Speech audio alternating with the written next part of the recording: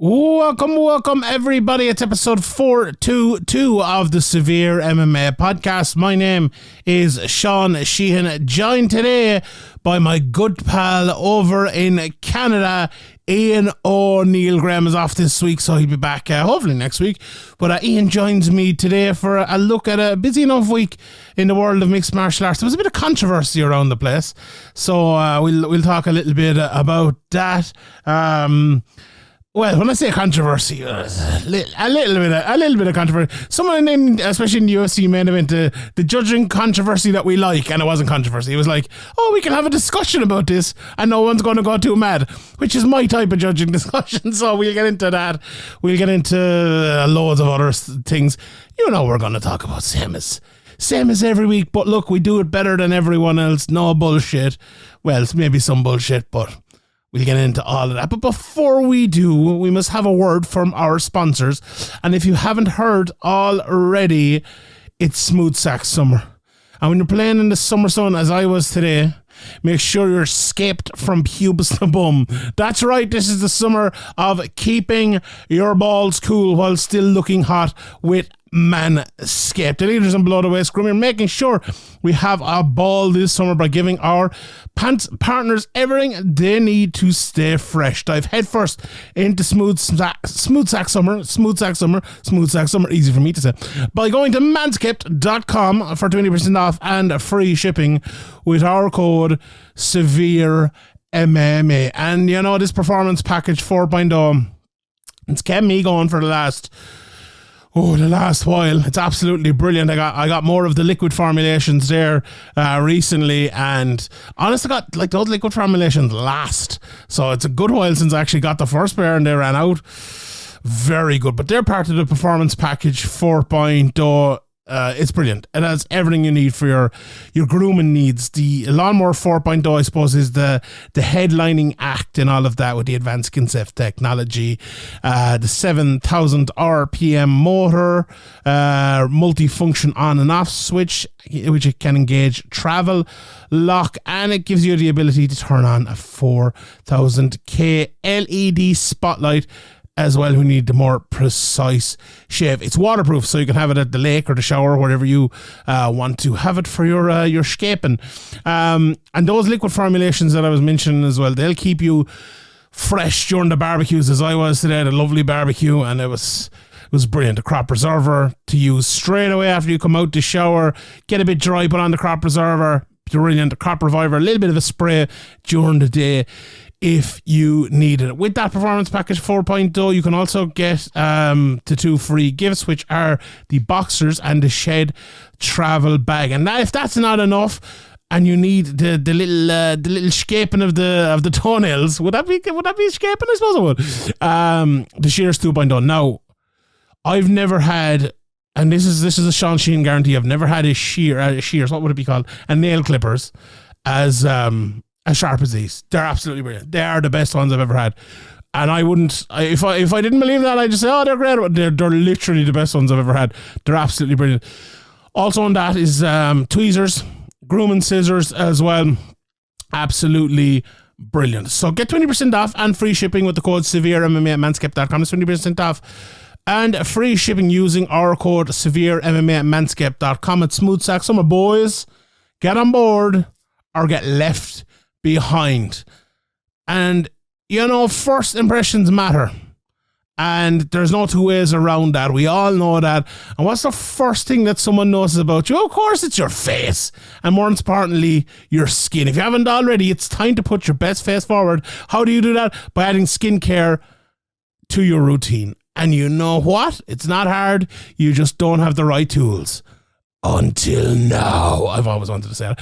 You know, I'd love to be like a voiceover for films. Like, this summer, Caldera Lab brings you our clinically proven to reduce wrinkles, fine lines. I cannot talk like that. I have another hour to talk here. Anyway, use our code SevereMMA at calderalab.com to get 20% off their best products. Caldera Lab are absolutely brilliant. Really high performance men's skincare. The regimen is what you need to get. It's, it just has everything. It has everything. Clean slate, the base layer, the good, 3 things, and these are what you need. The clean slate starts your day, freshens it up, gives you a clean slate. The base layer, your daily moisturizer to hydrate your skin. And the good is before you go to bed at night, clinically proven multifunctional serum that helps your skin look tighter and smoother. It's absolutely brilliant. But if you're like me and you have no clue what to do, well, you get that and you use it the way it's literally written on the package that you get, how to use it. It's absolutely brilliant. Your eyes, if they're an issue, eye serum called the Icon. It helps address the 3 most common skin concerns around the eyes, which are fine lines, dark circles, and puffiness. I nearly said Puffy Lab. PuffyLab.com, a puffiness. Calera, that's probably something else. Calera Lab is made with top tier ingredients and is a great addition to your daily routine. Takes less than a minute in the morning at night, and that's not true. It takes more than a minute. But sure, actually, the morning ones maybe not, but the night ones definitely do. But you're relaxing going to bed anyway. Sure, that's great. They help. I probably shouldn't be calling them out there. What you're looking. They reduce your wrinkles, fine lines, and signs of aging. So get 20% off with our code SevereMMA at calderalab.com. That's 20% off at calderalab.com by using the code SevereMMA. Jump into skin and first impression royalty with Caldera Lab. Right, Ian, let's get right into it. And I suppose we're going to start with the PFL debacle, I suppose. We would call it, because we were talking about that just before we came on, obviously here recording fresh from the UFC, so we'll give that a little bit of a time to percolate and we'll talk about this. If people haven't heard about this, so the PFL 6 was on last night. We'll talk about the card in full in a minute, but there was a standout fight in the middle of it, and a standout for the wrong reasons, and it was the former champion Nathan Schultz against his teammate Hausch Manfio.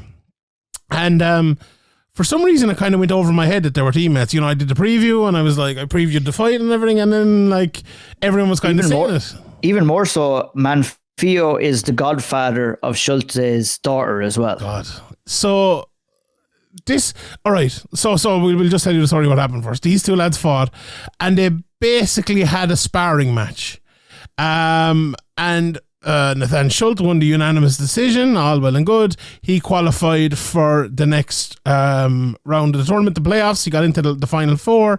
Shane Burgos did not, after a pretty lackluster, a good decision win, but a lackluster performance considering he needed to finish, and that was all fine, well and good. We woke up this morning and there was articles going around saying that PFL did not allow this result to happen. So I'll just read out exactly what the PFL statement said. Last night, Nathan Schultz and Hausch Manfio did not meet the standards which all PFL fighters agreed to uphold in competition.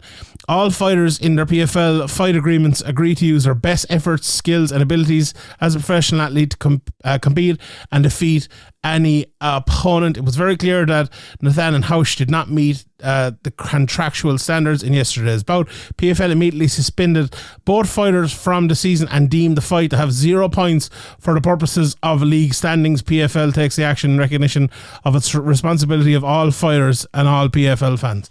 Now, so basically what happened there is they took the points off of Schulte. He fell out of the final 4, and Shane Burgos, who was their big money star, got in there. Now, listen, the way I just said that, even, it just sounds a little bit too convenient, doesn't it? There are so many strings to this, right? And let's get into them. So the first string to it is the actual matchmaking itself. Like myself and Ian, we do a show over on Patreon called The Chasing Pack, and we talked about the PFL matchmaking many times. And like, usually it's pretty good, right? But then you have just weird ones, like weird fights that make no sense. Like they put Burgos and OAM together in the first round and all. Okay, it's a good fight, but it doesn't make sense. But this one especially, like as Ian just said, like the best friends, Godfather and all of this lark. First things first, should they have even made this fight? Because, like, if they want people to uphold the standards they have, should they not uphold those standards themselves? And you've 8 lads there instead of making fighter A versus fighter B. Why don't you make fighter A versus fighter fucking G or whatever it might be and avoid this? It's a crazy decision. And I'm glad you mentioned the matchmaking, because all the matchmaking, like other organizations, is done behind closed doors. We don't know what the kind of thought process is or the procedure for matching these fights. Should it be all laid out for everybody to see ahead of the tournament? If you're looking to try and do a fair tournament, I probably suggest that would be the way to do it, or at least have somewhat of an open draw within the tournament bracket as it's happening as well. But look, if that doesn't happen, we were dealt with this as well. Dealt with two guys who are basically family that were in there competing in the lightweight division. And I mean, what they said based off what happened in the fight was pretty true. They probably didn't fight to 100% of their capabilities, but you're leaving yourself open to this mess by even putting the fight on. Now, people might argue and say, well, look, if they go in and they win all of their fights, they might end up winning or going through to the playoffs and ending up having to fight eventually. Well, then there's more kind of jeopardy in that fight, and there's a lot more meaning to have them fight in what would appear to be a nothing kind of a regular season fight, but with the implementations that Schulte with the win would go through. You know, you're leaving yourself wide open for these. It opens up a big, big can of worms. And I mean, damage limitations is how I would describe that statement and that reaction based off the fight. I do agree with the PFL that both Schulte and Manfio didn't kind of perform to the best of their abilities, but by forcing them into this kind of a fight, you're leaving yourself very open for this kind of an outcome. And then what reasoning are we by putting Shane Burgos in there? It's a very convenient addition to the playoffs. Was there not maybe somebody who was standing in the outside? You know, we saw someone like Delaney O'Taylor, who was also fighting on the card. He got brought in as a kind of a wild card. You know, was somebody else left in the dust? Like this, the outcome of this seems very, very convenient for PFL that they now have Shane Burgos in the playoff spot with a chance to win $1 million. And another thing that I'm quite upset about is that they've taken the chance of Schulte going in there and winning the $1 million as well. So, you know, this is a very, very serious accusations, and I'm sure that there'll be a lot more to come from it, but it's not a good look. The overall handling of this situation is not a good look for the PFL. We have to look at it from all kind of angles, and overall it just stinks. It really just stinks. Yeah, I would tend to agree. Like, I think the biggest part, and I agree with all the points you made there, right? The biggest thing I have with it is like the regulatory side of it. That like, now, what are the, like, Sherlock, and I'd be interested, I might actually ask the lad, like, are they going to just call this the fight like this, or is it going to be investigated into? Is it going to, like, I know the commission have come out and said something after this, or maybe at the same time as the PFL have kind of released their own statement aside from the commission statement, said they're going to look at it. Like, I just think it's all a bit weird. Like, it's like, there's no doubt about it. Them two lads went out there to kind of spar each other, and they didn't have a proper fight. Like, they didn't have a proper fight. But, like, should that fight just be written off? Like, should it be a no contest? And have PFL done the right thing? Like, I would say no, right? Because fighters have a choice to go in and do, like, to fight the way they want to do. The problem with this is that they both agreed to fight that way. Like, I don't know. That's something that's going to have to be like, really what should be here is an investigation should be done into this. Now, the problem with that is, right, PFL have done no investigation into this, and maybe they have done like a small investigation, but they have done no long investigation. They've just taken the decision, made it, and judge, jury, and executioner, and have moved on. Like, I think they deserve massive criticism for that. Even if it turns out in the end, right, it might be the right decision. Well, it's the right decision made just off the cuff with nothing, and like that decision like massively benefits them. So I don't like it. It's all a bit grim, isn't it? It's all a bit like, oh, this is, and I think Ian Dean put it out. He said, like, if a different major organisation had done this, everyone would be criticising them. Imagine if the UFC did this. Imagine if the UFC, like, we're not going to count that fight. Now, to be fair, the UFC have done that in terms of their future matchmaking. They're like, oh, well, we're just going to, was it the Aldo and Moraes fight? They're like, oh, we're just going to ignore that. We're going to act like Aldo won. So they kind of have done it. But the way the PFL also, and this is 2 points in here, the way the PFL is organised, they literally have a meritocracy, so that if you win and win your way into the semi-finals, you get there no matter who you are. Unless you're Nathan Schultz, because now that meritocracy's just gone out the window. But and the other point you made about Burgos being brought in there, I saw Danny Rubenstein talking about the point you made as well. In the past, the rule, or maybe not necessarily the rule, but what had been done was that a wild card, as you mentioned, was brought in. But now they decide to bring in Burgos. Now, they might argue, well, this was taken during this fight while the regular season was still on. The points were taken away from the regular season, so they didn't even get the 3 points. Burgos had more points. He finished fourth, so he gets through. They can argue it that way, and I can see that absolutely. But you said the phrase "it stinks," and to me it definitely. I don't like this at all. I'm not saying like they're PFL are doing anything like completely nefarious, but they're actually, what they are doing is just acting in a manner they shouldn't be acting in. The promoter should let the fight happen and go as it may after that. So yeah, I wouldn't be a big fan of this. Anyway, we'll move on. While we're on PFL 6 though, anything stand out? Like, there were a few good performances on it. I thought Bruno Miranda was good in his split decision win over Alex Martinez. Magomed Umalatov always looks absolutely fantastic. Clay Collard looked very good against Stevie Ray. It was an interesting first round, but Collard definitely got the better of it and then finished Stevie Ray in the end. Magomed Karimov again destroyed David Zavada. Burgos got the win, but Sadabusi has gone to the next level. I just think he is, he's fantastic now. He really is fantastic. He's putting it all together. And in Oban Mercia put on a fantastic performance as well against Anthony Romero, who I think is actually a very good fighter, just massively oversized. He's never fought as a featherweight before, as far as I can see, but God almighty, did he look like a featherweight in there against a real lightweight in Oban Mercia. Well, I know you watched the card as well, Ian, and caught some of it afterwards. It wasn't a bad card, but we were talking a bit off air last night as well. And PFL, it just feels like the PFL are having a bad season this year with all the drug test failures, well, one of which we'll get into here in a minute. But it hasn't been the two of us probably love the PFL season more than anyone else. We've talked about it many times. Yeah. It hasn't been great this year.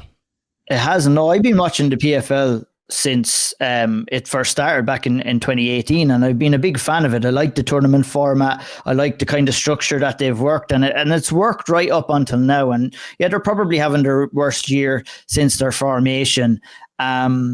With obviously the drug test failures, this incident as well, and a lot of their stars that are not making the playoffs as well. Obviously, they can construct it and add some of them in when they're kind of making up the rules as they go along. But last night's card, a good performance from Carlos Leal, who beat Delanio Taylor, who was a finalist in the welterweight division last year. I was really impressed with Clay Collard, especially his finishing sequence, just really crisp hands. Obviously, you'd expect that from a guy like Clay Collard, and sad to see Stevie Ray go out like that. But when Clay Collard is on and he's fighting like to those capabilities, he's a real difficult test.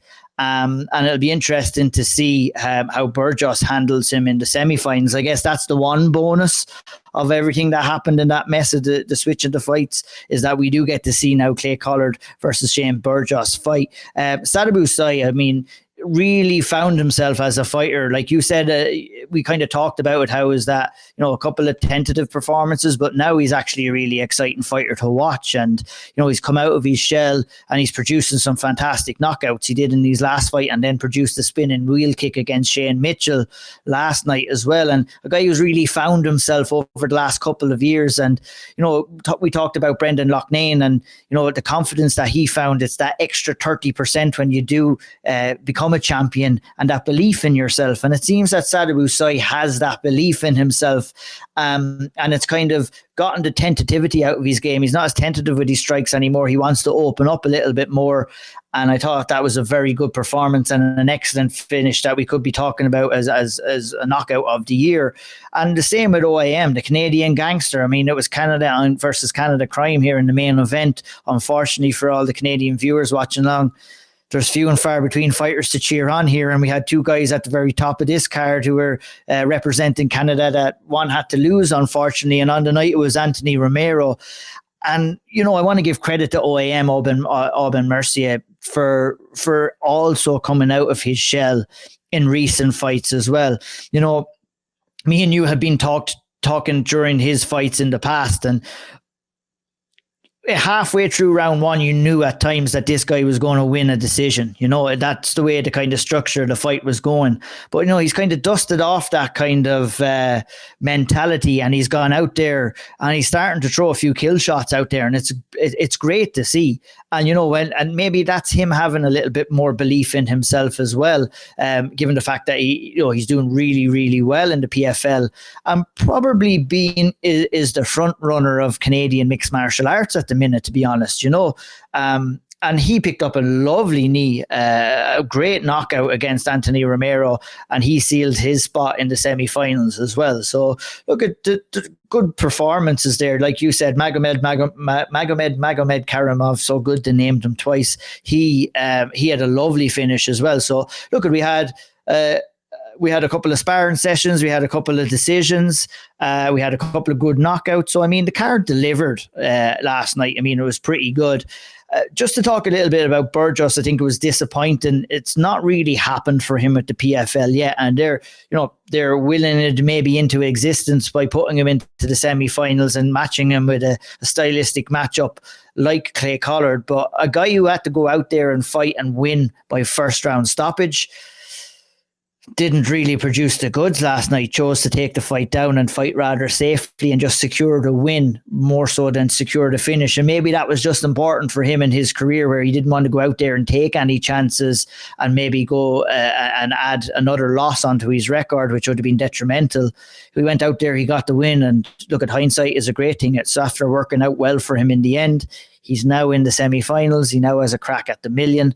But this season, not that great for PFL, but you're going to have that, and they've done quite well up until now. But they'll be hoping for a big year again next year. And look, at this year isn't even over yet. You know, there's plenty of time to redeem some of the wrongs of this season, some of the mishaps of this season, and we're going to have a big 2024. We know that, with Francis Ngannou coming to compete over there in that organisation as well. Yeah, it's really massive, and I think as well the fact that Ante Delia didn't qualify in the heavyweights, like, he would have been the best matchup for Francis. I think that's a big issue for him as well. But look, we will talk about that maybe on the Chessy back in the next week or two. While we're on PFL though, let's talk about Will Fleury, because his second hearing, or his final hearing, I suppose, in front of the Nevada State Athletic Commission happened this week. He was banned for 9 months. He tested positive for the anabolic steroid drostanolone, and he received I have the fee here just in front of me, 2 seconds. It's January 1st, the fine is up until received a fine of $2,250 to $326 in fees, administrative fees, and $495 in testing fees. So obviously, we spoke about this a few weeks ago when the news came out, and we talked about, everyone getting their day in court and everything like that. And, he's had that, and it's been all, I suppose, sorted now, and we know what we have. So the reason we're mainly speaking about this now, there's many others obviously failed as well. Look, Will Fleury is an Irish fighter, and the first ever, I believe, Irish fighter to fail a test. And that's obviously going to be a big talking point, because myself and Graham, when this broke, we talked about, I suppose, both sides. Well, mainly one side of it, I suppose, in that, like, I think a lot of people's opinions have changed on drug testing and all of that over the last while, and the way it's been done and the way fighters have been treated. But a lot of people haven't, right? And we saw, I don't know, it's actually in reply to one of your tweets the other day, and Paul Hughes like drug cheese should be banned for life, and I saw like other people were liking it and stuff, and you've seen like the likes of Tony Bellew and other people saying that as well, and all of this. So the point I'm making is that's something that's going to be there for the rest of your career. Like we see when Cowboy Cerrone comes up and Graham's talking about it, he says, well, he failed the drug test, why does no one mention it? You know, and it's John Jones. People talk about him as the GOAT, failed the drug test. Anderson Silva, talk about him as the GOAT, well, he failed the drug test. So it's something that does stay with you for the rest of your career, and that's something that Will Fleury is going to have to live with. Also, when it's just standalone, it's not something that you found in your chicken, you know? It's not something that fell into a bag of protein, you know? Let's be honest with it. Now, that is, you know, it's a thing that people are going to find very hard to bargain with. Like, they're going to find it very hard to, you know, respect that anymore, because you know, you see it, and especially fighters, especially gyms, and we know Irish MMA, it's a very kind of, you know, people like to give out about each other and talk shit about each other, and if they find a stick to beat someone with, it will be bet with for a long time. And maybe it's deserved, right? If that's your opinion, that is absolutely your opinion. And actually, like, I for years, I found it very hard to have an opinion on all of this. And this one is even tougher because Will's opponent also failed as well, right? So it's one of those, it's like, you know, it's everyone's on him type of thing. And with the PFL, it definitely feels like that. But look, I suppose if the future looks like this, Will is suspended for 9 months until January 1st. The Dublin show is in December, so unless something happens, unless he gets an exemption or he gets, you know, a month off or whatever, he won't be fighting on that show, it doesn't look like. But I'm sure the PFL will be back again. The second question is, will the PFL keep him on? Because I know some of the guys, they haven't. So let's see if that will happen. And then what's the decision Will's going to make after that, if he does. Now, you know, there's always people giving out on Twitter, oh no, you didn't say a word about it, you didn't talk about it. Believe me, we've spoken a lot about this over the last while, both online and offline. You know, I've spoken to Will himself multiple times, and I will be speaking to him in an interview at some stage. Look, it's going to be up to him. There's a few things that still have to work themselves out, and you know, one of us, myself, Ian, or someone will speak to him about it at some stage if he wishes to do that. But it's a, you know, it's a very interesting one for Irish MMA from lots of different points, because, you know, I'm sure people will start saying, John Kavanagh has an article up on the 42.ie saying if anyone in my gym ever fails a test, they're immediately going to be thrown out. You know, I had a question in last week about, is there a culture of this in Irish MMA? Is there a culture of this in SBG? Those are the sort of things that people are going to throw out there, even if there's absolutely no backing behind any of that or no truth to any of that. That's the sort of thing that's going to be thrown out there. So I think you know, it's very important, I suppose, for people to speak on it, and I'm sure they eventually will, but I suppose very important for us to speak on it too, and to cover it as well. So yeah, look, this is the first time it's obviously happened for an Irish MMA fighter. You know, considering we don't have that many, I suppose, in the big American organizations, and not that many actually getting drug tested, it's probably not shocking that it's taken this long, if we're being honest, especially the fact that we've basically only had, you know, Conor McGregor in the UFC for a good long time now, until, you know, we had Dean Barry for a couple of weeks, and we had Ian Gary, and now we've Sean O'Bannon and things as well. But for a good while, we only really had Conor McGregor getting tested, and even he wasn't there for a while. It felt like so. Yeah, it's a very, very interesting subject, and the subject that I suppose everyone in Irish MMA probably thought we would never have. But look, it's something that Will is going to have to deal with for the rest of his career. It's something that he's going to be tarred with for the rest of his career, and let's see where he goes from here. Did you have any thoughts on Ian? I know you mentioned it on the old triangle and stuff. Maybe you covered enough there, but had you any final thoughts on what I said there or anything? Yeah, basically what you said just there is what I kind of stated on the old triangle, is that actions have consequences, and that's what Will is going to have to live with for the rest of his career, and that label will be attached to his name. And maybe from our perspective in like coverage of it as well. It's all relatively new to us. We've not dealt with it as media members. I mean, you've been around a lot longer than what I have in dealing with these kind of circumstances as well. So we always want to cover things fairly. And I think that we have covered this fairly with everybody involved. So, I mean, I don't think there's too much more to say. A lot of things are still up in the air. And, time will tell what's going to happen next or what Will has to say about it. And I'm sure we'll hear from him whenever he's ready.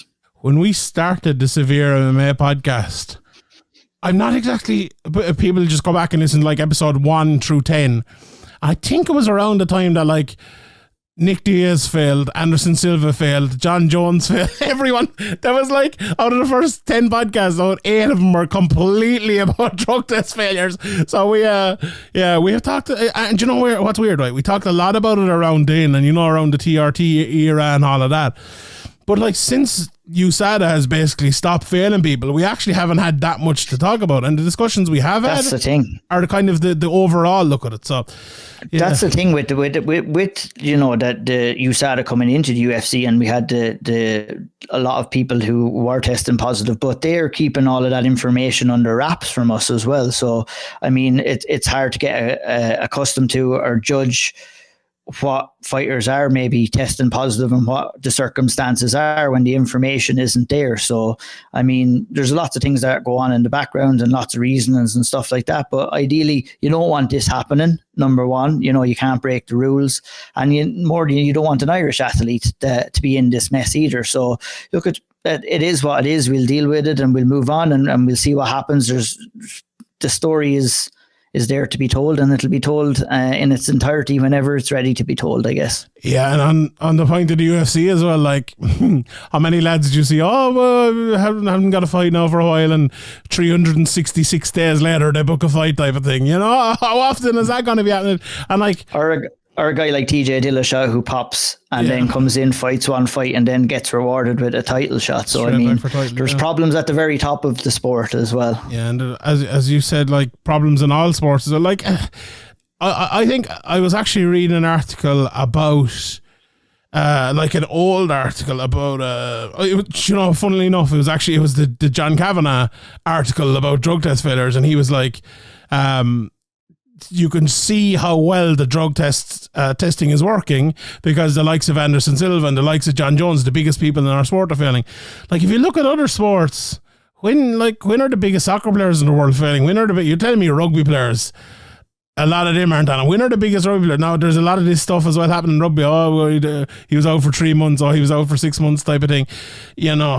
At least we are a little bit more transparent. If USADA could be as transparent as it once was, I think it'd be absolutely great. But I feel, and the whole to kind of pull these points together, like the opening point I was making was a lot of people have lost faith in the drugs testing, and a lot of people don't care about it anymore. And I am one of them, I'll be honest, and we've said that a couple of weeks ago, myself and Graham, but like a major reason for that is that the lack of transparency from USADA, I think, has really made people question all of this. Like, is it worth it? The fact that the fighters are being put through the ringer all the time, and then you could have fought someone and you didn't even know, you didn't even know they'd failed the test or whatever.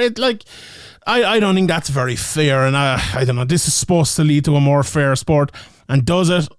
I think that's a question over all of this. So yeah, look, there's a wider debate there. Maybe that's one for the speaker's corner down the line. Right, let's talk about the UFC. Do you know what? I was watching the hurling and I was doing a bit of a barbecue, and I didn't see all of this UFC, but we have the balance breakdown coming on. We also have Ian here to tell us about some of it. But I saw the prelim card and the main card, and you know what? It wasn't bad. I pretty well enjoyed it. Maybe because I only watched like 7 fights, so I enjoyed it, and not like how many was there? 13. That probably is a big part of it as well. But let's talk about the main event because Ilia Topuria just put on an absolute clinic from pillar to post, and I love that phrase, from pillar to post, obviously like a horse racing term. And he was like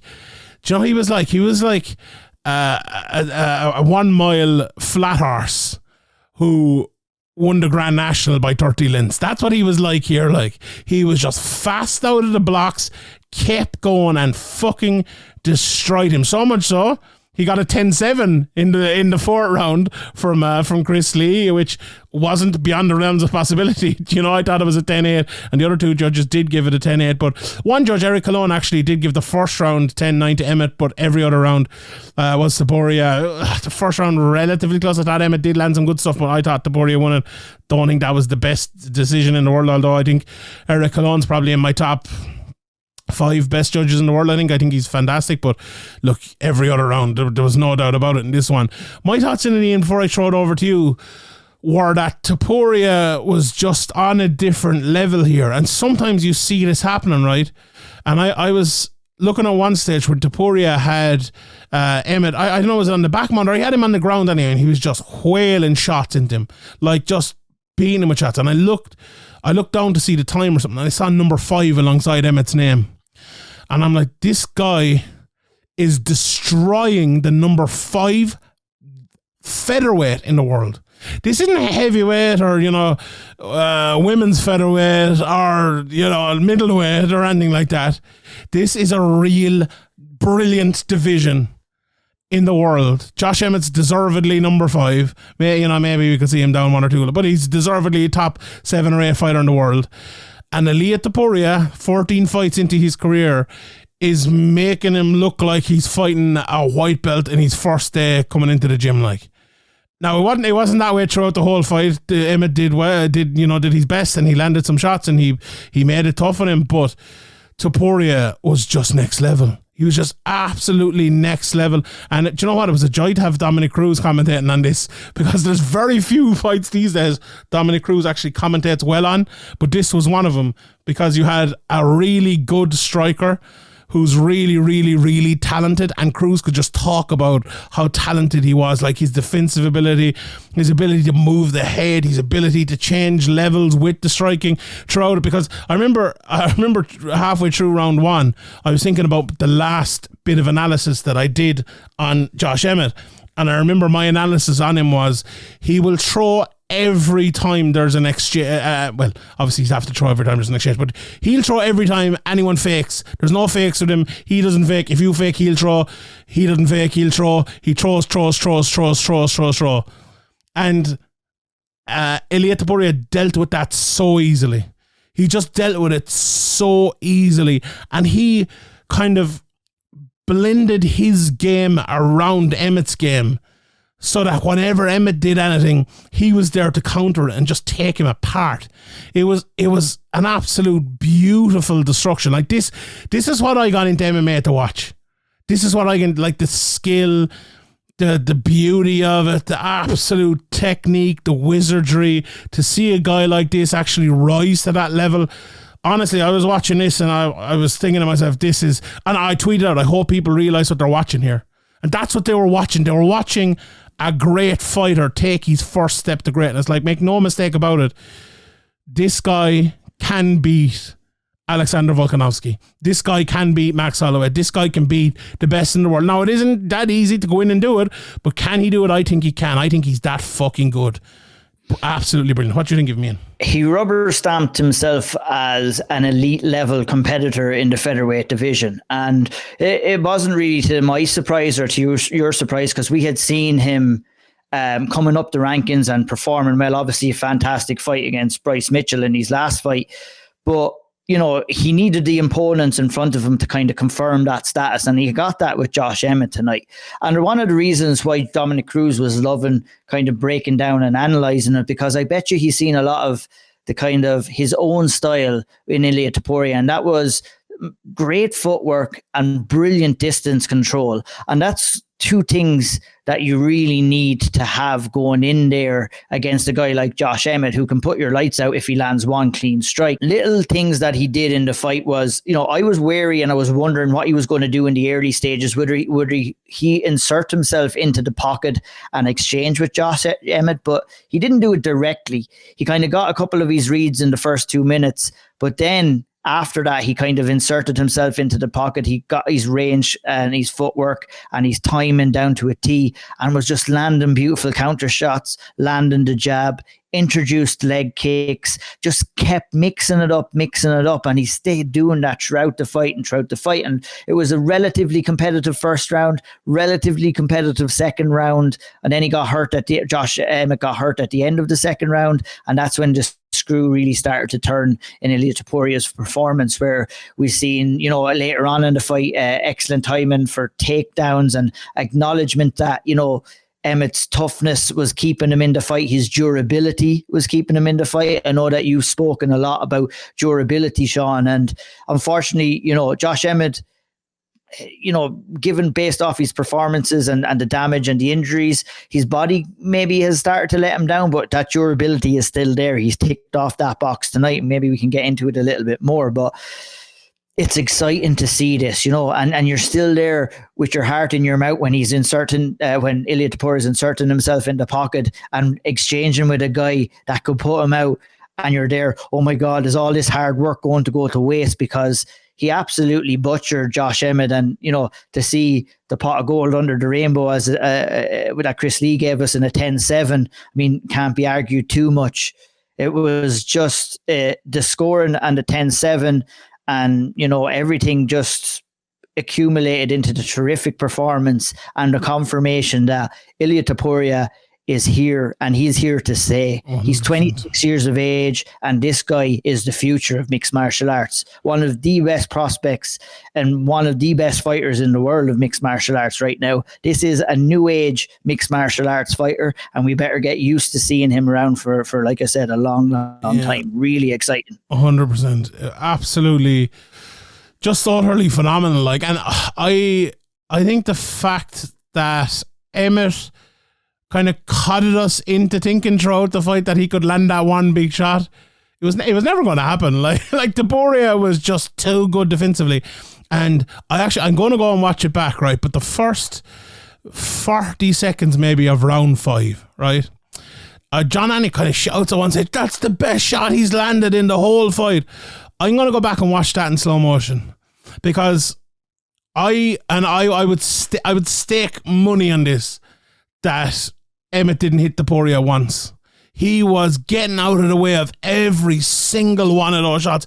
If you want to watch a defensive masterclass of just head movement, of footwork, watch Topuria as the pressure comes on at the start of the 5th round. He just danced around him and dodged him. It was a thing of beauty. It was nearly as good as the shots he was landing. It was epic. It was unreal, Sean. And to be defensively sound, you don't need to make anybody swing and miss wildly. You can just get out of the way of shots by inches, sometimes even millimeters, whereas that you're just moving your head in the right direction, you're riding the shot, you're turning in the direction of the shot, and we've seen that loads tonight, where in instances where I watched the fight with Harry, he had said, oh, I think Emmett landed there, and I was like, God, I'm not too sure he did, because it was such minimal margins, and that just proves the level of distance control that Ilia Topuria has and the confidence that he has. He even went to the Philly shell in certain stages of the fight tonight. And long stages, he was doing it early. Unbelievable. Unbelievable. To be that attack-minded, but also to be that defensively sound with that level of fight IQ, not to put yourself into extreme levels of danger against a big hitter like Josh Emmett. At 26 years of age, man, how could you not be excited? This is why we love mixed martial arts. Yeah, and I think there was one stage as well, the commentary team were saying, he's fighting a very boxing orientated game plan, as you said, the Philly shell and all of that. But it was I thought this was a big mistake by him. There's he fought that way because he's fighting Josh Emmett. Josh Emmett fights in a boxing sense all the time. Right, I'm sure he had planned for if Josh Emmett did go for the odd takedown, but Emmett doesn't go for the odd takedown anymore. He was fighting against Emmett, but what did he do after that? He started adding in leg kicks all the time and smashing him with leg kicks. And I actually don't think he got enough credit for those leg kicks either in the talking about the whole fight. it was a phenomenal performance. I love performances like that where you're destroying a guy in one way and then you add new ways to destroy a guy. Like he added the leg kicks, he started kicking to the body the other time, the takedowns. I thought he was going to submit him even at one stage. It was like it was getting better and better. And then, as I said, in the 5th round, he was never going to knock him out. Like he was just never going to knock him out. He was absolutely exceptional. But I think it's almost where we leave it when we talk about Topuria there, because I think we've already done a contender on Topuria, but I think we're going to need to do another one, because like we have to start looking at him. And I've said this already, like before this fight, him versus Max Holloway, him versus Volkanovski. I think Paddy Pimblett's probably gonna have to like forget about this one maybe for a while, because if he goes up to 155, I'm telling you, Scousers will be getting knocked out if he goes up to 155 and not just out of the European Cup.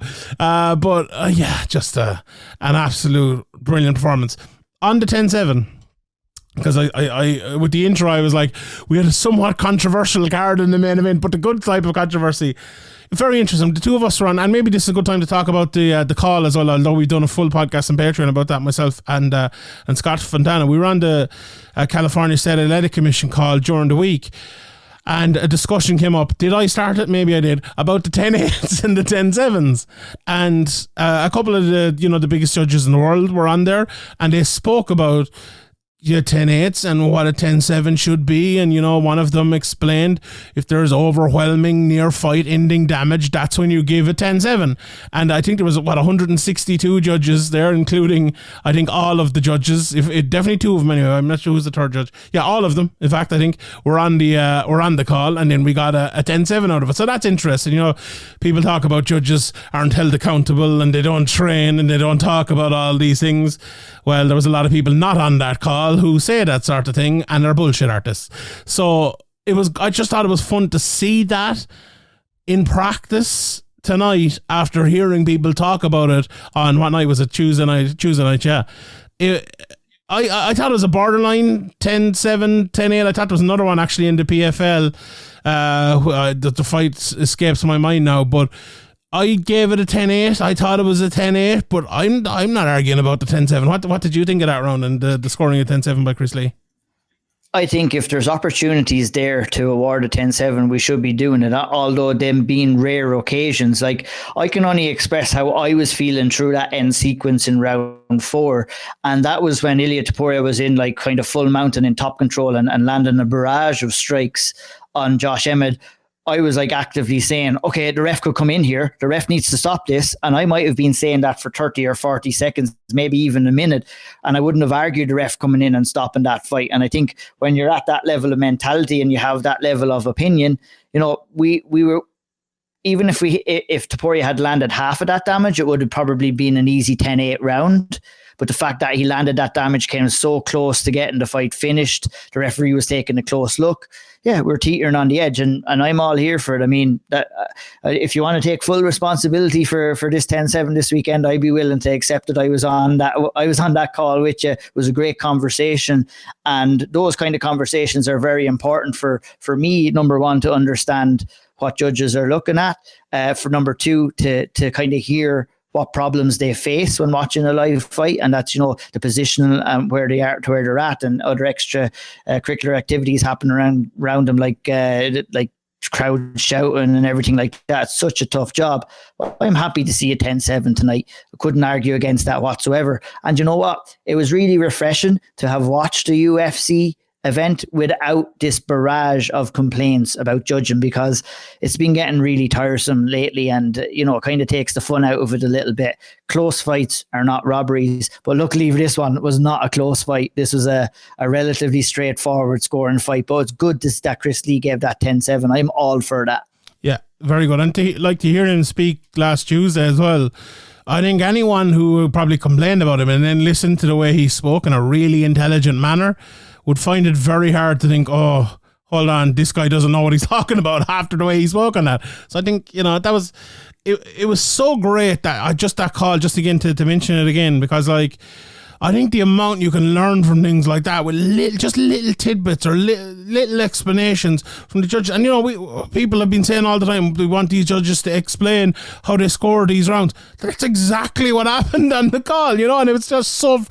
The one big thing for me was so frustrating that there weren't more people on it. That it's open to everyone, and they can see it. But anyway, maybe explain to people that might know what goes on is that everyone will get together, and the judges and referees and a couple of lucky media members, we watch close rounds back, everybody scores the round, and then we actually hear from some of the judges that actually scored a round in a particular manner, why they've done that. And I mean, I can speak personally, I just feel lucky to be a part of those calls because they're extremely educational. I'm lucky that I've had you over the last couple of years that I can pick your brain after doing all the work that you do. But to hear from actual judges, for me, and I've said this to you, to hear, I scored for, say, Albazi round 1 in the Kai Kara France fight, right? I scored that. But to hear a judge explain some of his reasoning without even talking to him myself, and for me to have that same reasoning gives me a level of confidence that I'm looking at the right thing as well, which is very important when I'm trying to express my opinion on scoring of fights. And I have a very humble opinion on judging because I'm no expert, I'm still learning, but those kind of meetings and those conversations are hugely beneficial to me in kind of getting more equipped to learn about how to score a fight. Yeah, 100%. And the reason I have some sort of what should I say, confidence in my opinion about judging is because that exactly what you described there a minute ago is what I've been doing for the last 3 years. Every week.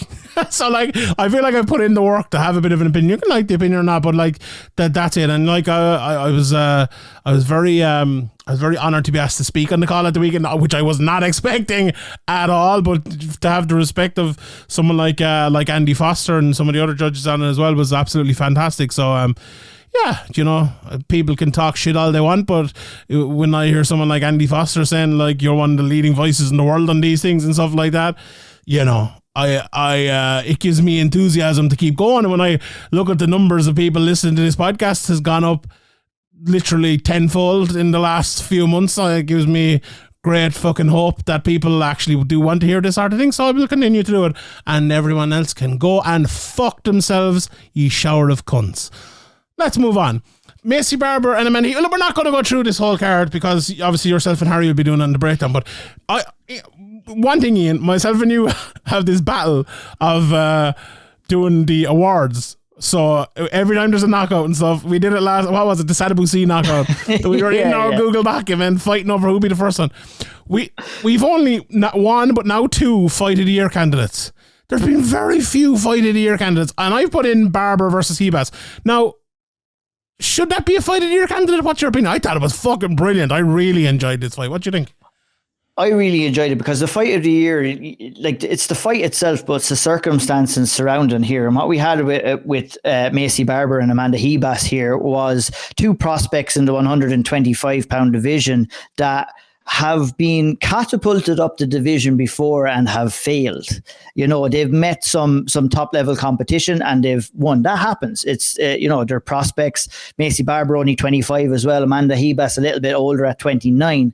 But, both fighters kind of came in with the same career trajectory to date into this fight. Both were positioned at number 9 and number 11 respectively. And this was the fight that was going to prove who was going to get the next chance to push again up to the top level of the division. And I think it was a very evenly matched fight on paper. And I really broke it down and defined it as that Macy Barber was going to have the strength advantage coming in here to be able to dictate where the fight was going to go. And I think that was pretty true based off what I seen. Just a little bit of a better athlete, wasn't she? I think that a little bit of a better athlete. Barber shooting a lot of fights, just really does. Yeah, I think having the ability to dictate where the fight plays out, John, is such an important thing that you can do. You're not going to have it every single fight, so you're going to have to work around it. But Macy Barber did have it in this fight. She knew she was going to have it coming in too, but you can't be too sure until you get in there and you clinch up for the first time. But her work in the clinch opened up cuts on Amanda Hebas. And you know what? I actually thought Amanda Hebas performed much better than I thought she was going to do. And she caused Macy Barber quite a few problems as well. Busted up the nose of Macy Barber, got off a couple of shots, almost had her in the knee bar, created some good scrambles. And, you know, the fact that Amanda Hebas showed up made this, you know, a potential fight of the year candidate. Will it win? Probably not. Like, I think maybe why we're not so forthcoming and picking the fight of the year is because we probably seen it back in January. Harry, you'll definitely be saying we did anyway.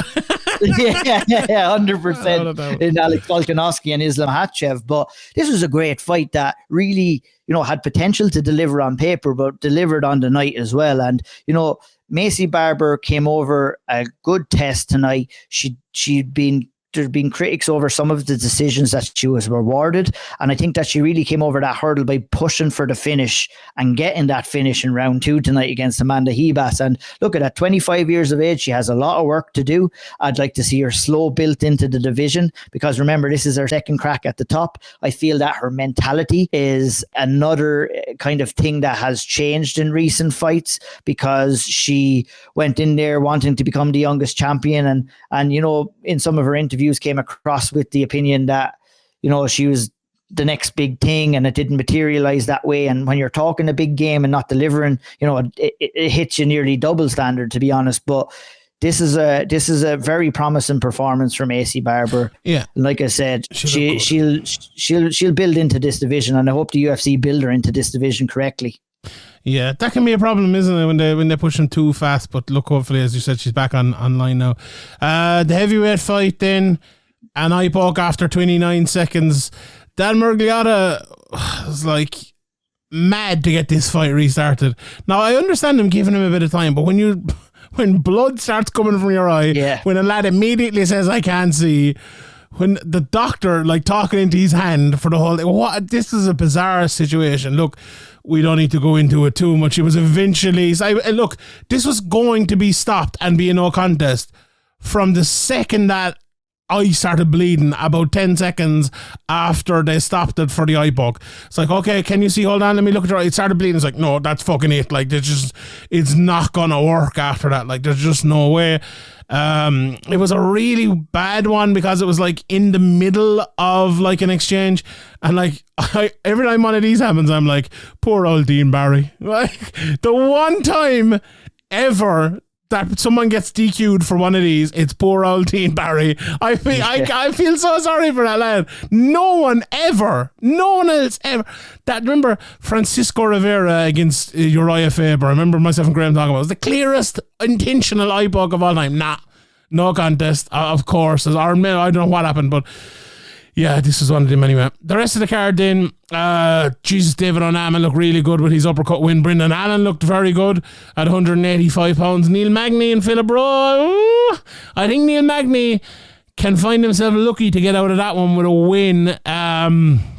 Yeah, not the best performance. That was like the Spider-Man meme when they're both pointing at each other because they look so similar in there. I was like, who is who there? I had to look at the color of the shorts. Yeah. It was like the same hairstyle, same kind of body shape as well. It was crazy to look at. But Neil Magny doing Neil Magny stuff always finds a way to get that win, and he has an ability to draw fighters in to fight a style of fight that he wants to fight, which is not that easy to do. That comes with a lot of experience, and he's done that for many years, and he did it again tonight. Called out Ian Gary after the fact too. That little Irish guy there. Yeah, I don't know. How do you feel about that? Because I think Neil Magny is kind of a fight that happens before a Jeff Neal fight for me. Yeah. And I feel if Ian Gary goes out and beats Jeff Neal, I don't think that Neil Magny is the next best step for him. I wouldn't be that kind of disregarding towards that fight, but it doesn't really make sense. Me looking up that division rather than looking back down. Ian wants 97 fights before he gets to a title, so he's plenty of time and he can fight Neil Magny if he wants to. And I won't say any different anymore because I was told not to. So there you go. Randy Brown beat Wellington Thurman, fair play to him. Rebecca beat Labs Above. My guy Sean Denny called that one. He got it right. Tabitha Ricci won against Gillian Robertson. Joshua Van won, fair play to him.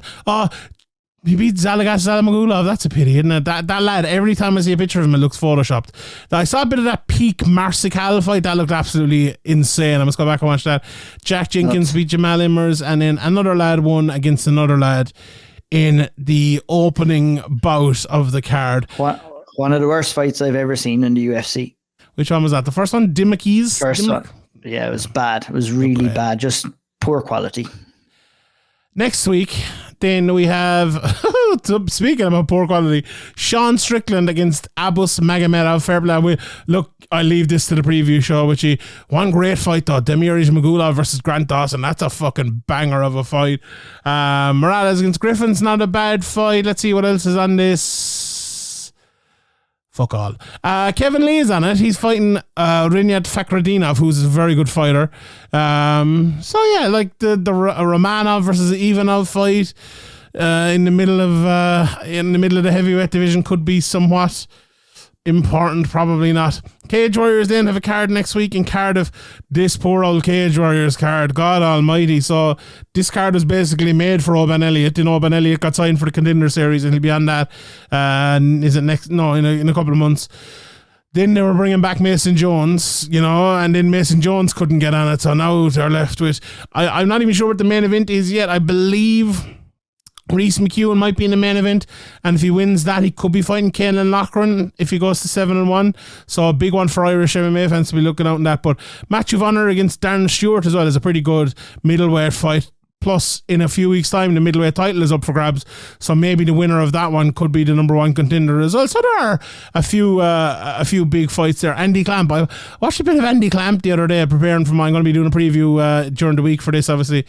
Good old fighter. He's fighting 4-0 Gaston Abidini. So, you know, not a bad Cage Warriors card coming up at all, I suppose. And yeah, that's about that. I don't think there's anything else major coming up. In 2 weeks' time, we'll have Franz Malambo back, so we'll talk about that then. You know, we've the big UFC 290 as well coming up. Here, what do you think of this? What do you think of Rose Namajunas? Who's she fighting against? She's fighting up at 125 against Manon Fiorot. I don't like that. And has Rose Namajunas not beaten Zhang Weili twice? Or am I gone mad? She has beaten her once, I believe. I'll find this out now. But like, you've a win over the champion at your weight class. Like I don't think you're struggling to make the weight or anything like that. I don't know. I just find it's a real bizarre, and like, if you were going up for the big, she has beaten her twice. I'm just looking at here. If you're going up for the big fight against Shevchenko, I can understand it. Like, but you're not. You know, you've lost once to Carla Esparza, which well, it was a lot. Everyone lost that. I don't understand this. I really, really, really don't understand it. It's been over a year since she fought. Maybe we'll get an explanation, but the fight, it should be a good fight, but not a fight. The only explanation I can kind of find is maybe she's just tired of cutting down to 115 and doesn't want to do it anymore. But yeah, like massive, when you have, like, didn't she? I think she did. She not fight at 105 before. I think she did. Oh, she would have, I'd say, at some stage. Yeah, like, and she's not. Yeah, I can't imagine it's a big cut for her. I don't know. I'm just speculating here because it is strange. She's inserted herself there. If she gets a win over Manon Fiorot, she's right there in the mix at 125, and you know, that division is wide open now, full of contenders. One of the most talent rich in the UFC right now, definitely of the women's, to be honest. Overall, I think 125 has the most talent in it right now. So it'll be interesting to see how she fits in there. But yeah, strange one. I wasn't expecting it. I totally forgot that it was at 125. It was only Harry that said it to me. Like, I just seen Rose Namajunas and just took it for granted that it was at 115. And yeah, be interesting to see how she goes in. Good stylistic matchup for her, you know. Manon is a good, powerful striker, but you know, Rose, you know, when she's on song, she's a pretty stylish striker as well. Indeed. I said I'm going to bring back a few questions, and look, here we go. We've 2 or 3 minutes here. Let's answer a couple of questions from Hatred over on Twitter. Is Sergio Ramos more famous than Mike Tyson? I don't think so. Sergio, like I put out a troll tweet for all the American friends last night saying is Sergio Ramos the most famous sports person to ever be at a UFC fight night, knowing that someone would like send a Tom Brady picture or whatever. Like, there's no doubt about it that Sergio Ramos is more famous than Tom Brady. Is there? Like, that's just a given. Like, I'd say so. Yeah, I'd say so. Not Mike Tyson. Like Mike Tyson was a champion. No, Mike Tyson is world renowned. Like, I mean, he, like with Ramos, I'd seen a lot of people on Twitter tonight saying, who's this guy? I don't know. And I don't think anyone is going to say that about Mike Tyson, because he was just such a well-known, well-renowned and big personality as well. So yeah, I don't think so. Sergio Ramos, I don't know. It's hard for us because we follow soccer. So like, I think Sergio Ramos is up there, one of the most famous soccer players. Like, I think you kind of show him a picture to any soccer fan and they'd probably be able to tell you who it is. But I mean, yeah, maybe not so much in North America. Indeed. Right, Warren Nolan. My question is about levels. Emmett found his out in the last 2 outings. It's different at the very top. 2 questions. Will O'Malley suffer a similar fate against Aljo, who's on fire? And I feel the quick turnaround suits Aljo. Momentum and activity can only benefit him. What do you say? I actually agree with Warren on that about the quick turnaround. Like, Aljo was giving out about the quick turnaround, but I think some fighters, when they're at the top of their game, are actually, I'd nearly say all fighters, and maybe that's another speaker's corner throw in there, if Harry, if you're listening. I think a quick turnaround and the momentum really helps them, like if they're not carrying a big injury or anything like that. So that's my question. I'll let you answer the first part of it. Do you think O'Malley will suffer a finding out a level when he fights Aljo? I don't know. I don't think we'll find out until he actually goes in there. I mean, like, you always have to level up when you go in there. And what we found with Sean O'Malley is that he leveled up big time in his win over Peter Yan. So can he produce the same level of performance? It'll be hard to say, because levels come with circumstances as well. How far along are you on your career? What style do you fight? What style does your opponent fight? And, I mean, he's fighting the highest level and the worst possible stylistic matchup for him in Aljo, who's likely going to want to take him down. So, I mean, we can safely say that he's leveled up if he does go out there and get a win over Aljo. Indeed. I find, to actually answer the question, not avoid it just like you did. Because like, will he find his level? Oh, we'll find out. Like that, it's hard to know. Like, he either will or he won't. Like, I mean, he'll find out. Yes, he will. I mean, he either will or he won't. Like, I don't have a fucking crystal ball here. I can't look into it and see what's going to happen. But like, he's going to find out. Yeah, and it's either going to be he's going to find out that he's better than that level of Aljo, or he's going to be worse than the level of Aljo. But like, we won't know until we see the fight. I don't know either. But Sorry, you are. Do you know what? I'm going to actually mollycoddle this question as well by saying I don't think we will find out, because I do think Aljo is another level up. So like, I think like Aljo will just kind of beat him, but not beat him too well, if you want to put it that way. So that's my opinion. All right, we leave it there. How dare you criticize me then and then mollycoddle around the question again? How dare you? Oh my God! If Sean on the fence, Sheehan. I'll go away now. If people liked our 10 seconds of soccer talk there, go over to Patreon. Myself, Ian and Graham did a soccer podcast last week. Well, myself and Graham did it. I was there just watching the two lads shout at each other, and yeah, it was an experience. You asked for it though, like you literally asked for it. I did. It was great crack.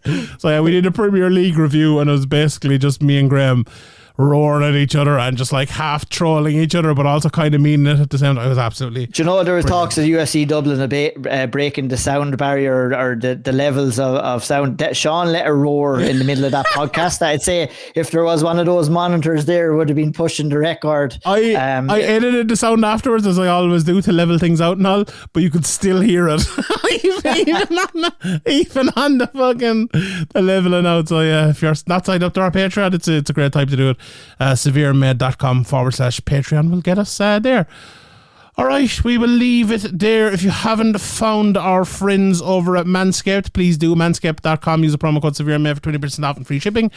If you haven't got lovely skin yet, you can go to, that sounds weird, go to calderalab.com and use the promo code SevereMMA for 20% off. And if you haven't heard about everything Irish MMA, go over to iTunes, or SoundCloud, or Spotify, or wherever you might be, and find The Owl Triangle with Ian O'Neill and his two backing singers.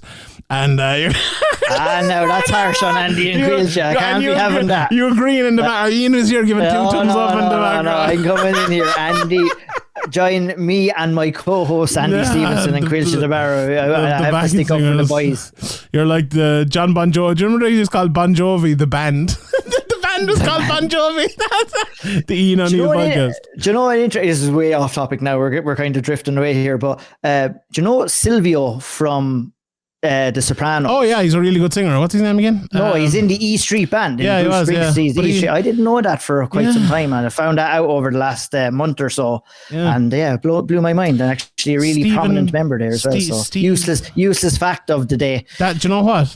And this will blow your mind. That's not the first time that's been mentioned on the SevereMMA podcast. Myself and Philip O'Connor talked about it once on one of the podcasts. Like Steve, what's his name? Steven. Some people probably roaring at us now, but yeah. He does a lot of singing himself now and stuff as well. But yeah, he's brilliant. Silvio's a great man. So Sopranos, best show ever? Top 5, top 2? No? Game of Thrones my number 1 of all time anyway. Silvio. I think Sopranos maybe. Sopranos is up there. It's up there for sure. Yeah, I watched it back over the pandemic. I watched The Sopranos back over the pandemic, and I really enjoyed it watching it back from start to finish. So yeah, I'd recommend anyone who hasn't seen it go and do that. And even if you have seen it, go do it again. Yeah, I need a show now, to be honest. Patrick just started watching Ray Donovan. So maybe that Black Mirror. Did you watch Black Mirror? I watched Joan is Awful, and it wasn't great.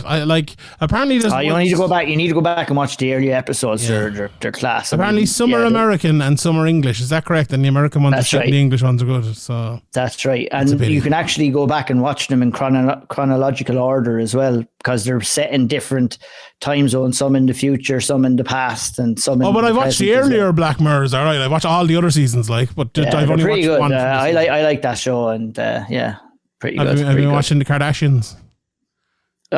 Forcefully, I have been. Me too. That's it.